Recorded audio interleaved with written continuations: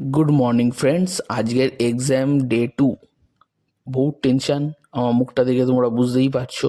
তাই দৌড়ে দৌড়ে স্টেশনে পৌঁছালাম। পৌঁছে টিকিট কাটতে না কাটতে চলে এলো আমার ট্রেন। ট্রেনের মধ্যে উঠে দেখি বিচ্ছিরি লেভেলের ভিড়। আজকে তো শনিবার, এত ভিড় কেন? কিন্তু এই ভিড়ের মধ্যে ধাক্কা খেতে খেতে অনেকক্ষণ ধাক্কা খাচ্ছিলাম। এবার ধাক্কা খাওয়া শেষ করার পর দেখছি বাইরে বিল্ডিংয়ের মধ্যে কি র্যাপিং করা। আমাদের এই সাইডটা তো পুরো ফাঁকা হয়ে গেছে, কিন্তু আমাদের ওই সাইডটা ভিড় হয়ে আছে। কেন জানি না।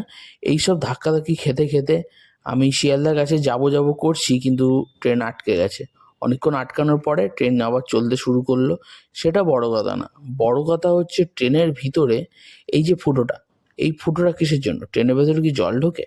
অনেক কষ্টের পরে চলে এলাম শিয়ালদা স্টেশনে। এসে দেখি কেউ নেই এখানে, মানে আমার কোনো বন্ধুকে খুঁজে পাইনি।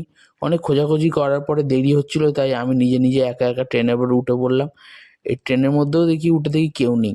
তাই বাইরের দৃশ্য দেখতে দেখতে আমি চলে এলাম বিরাটি স্টেশনে। বিরাটি স্টেশনে আসার পরে আমার একটা বন্ধুর সাথে দেখা হয়, আমার মুখে চলে এলো হাসি। এই হাসি মুখ দেখতে দেখতে আমি চলে এলাম এক্সাম সেন্টারে। এসে দেখি সবাই পড়াশোনা করছে।